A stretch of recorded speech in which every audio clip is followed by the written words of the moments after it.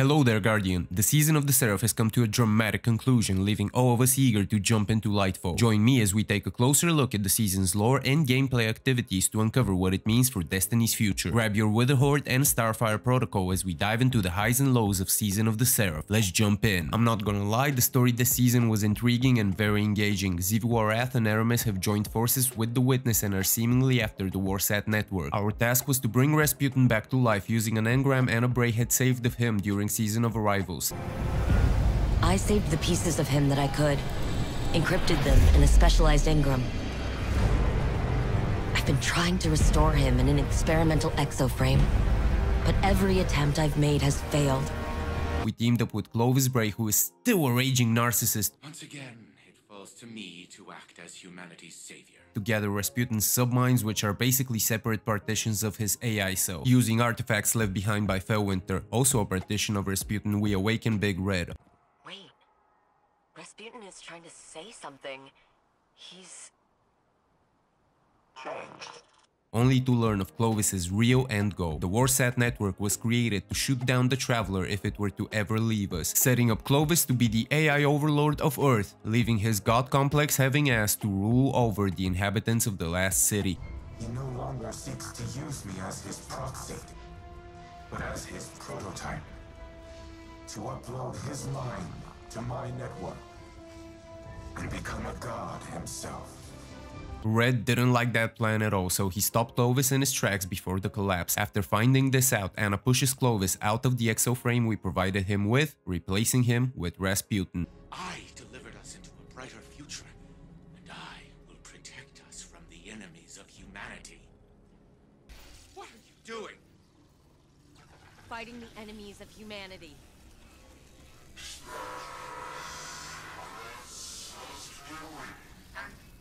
Stop!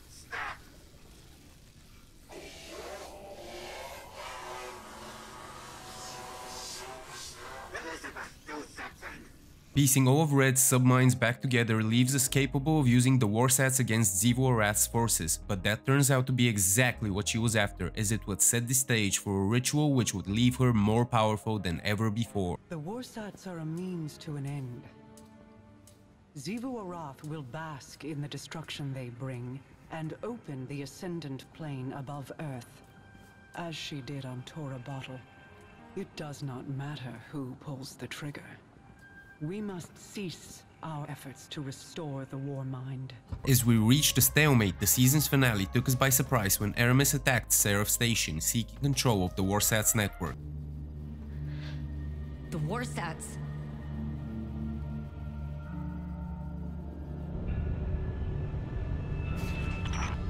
Aramis, please do not do this. If you care at all for our people, if there is anything left in your heart. Anna, it's time. For Reese. Goodbye, Red.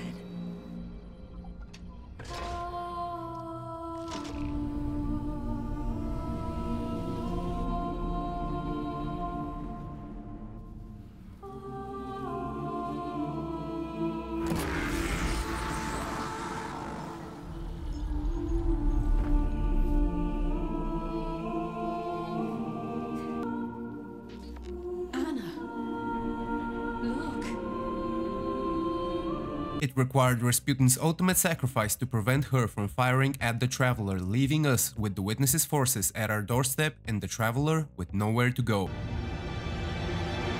Why? Why does it not flee? Because it has nowhere else to run. In his final moments, Rasputin left us with the knowledge that another city had survived the collapse on Neptune, containing a strong Paracoso artifact called the Veil. I have a final message for you as well. The Neptunian city in Osiris's visions is real. I do not know its exact location, but it is home to the Veil, an object of immense paracausal power, one that is linked to the Traveler. This is the information the Witness was after, and acquiring this artifact will be our goal come Lightfall. Overall, what the season gave us in terms of story was really good here. Clovis was pretty much as big of a dick as ever, we got to find out more about Anna and Elsie's relationship, and we got to find out more about Rasputin and his past. The looming threat of the Witness's forces definitely was coming across here, but the main focus of the story was definitely Rasputin. Bungie gave him a lot of human characteristics which made him relatable and acted as the main theme of the story. That theme being something the speaker told us a long time ago. Devotion inspires bravery. Bravery inspires sacrifice. Sacrifice leads to death. With Rasputin possibly gone forever and the Witness's forces right at our doorstep, the stakes have never been higher. The story leading up to Lightfall is extremely interesting and I'm very excited to see what's coming next. And now, let's talk about the gameplay of the season. Bungie did not reinvent the wheel with this one. Instead, what they did do is improve on everything they've been giving us for the past 2 years. Overall, we received 3 types of activities this time. The weekly story missions, which would bring us to reprised Warmind bunkers, the repeatable seasonal activity Heist Battlegrounds, and the exotic mission on the Seraph station. The weekly story missions were nothing special and honestly are probably the only bad part about the season because it was mediocre and was basically what we would expect. This is definitely something Bungie should improve on in future seasons. It would be great to see more varied locations and more varied objectives in the missions. But the seasonal activity Heist Battlegrounds, now that hit different. This is not the first time when a seasonal activity would rotate between a couple of maps. But what it did do incredibly well is giving us variety in what we do when we are in the Heist Battlegrounds. The differences were not immense, but they were definitely there. The heist on Mars evoked some feelings of, oh, this is escalation protocol, and the heists on the Moon and Europa both have their highlights. Everything is moving fast, it's fairly chaotic, and that enemy density.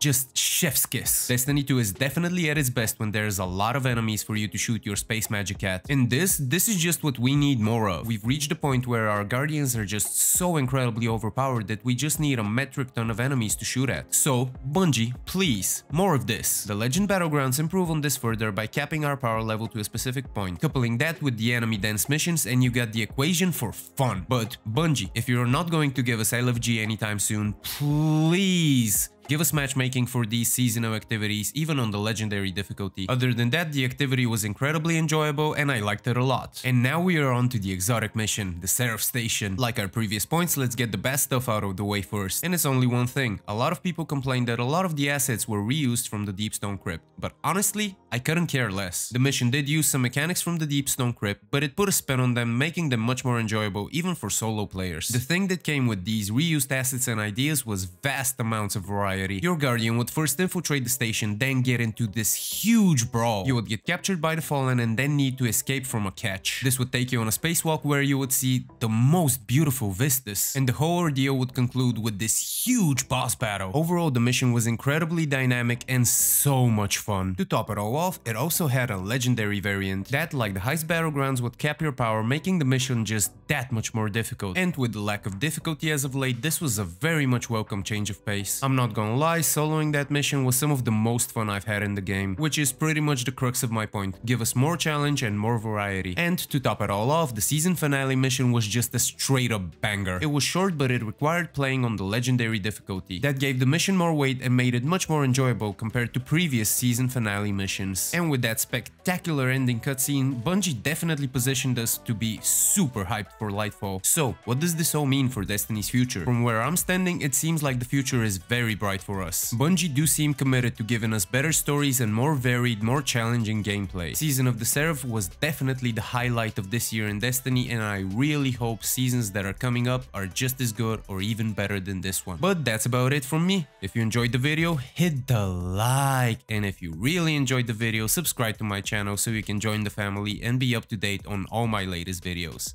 See you next time, Guardian.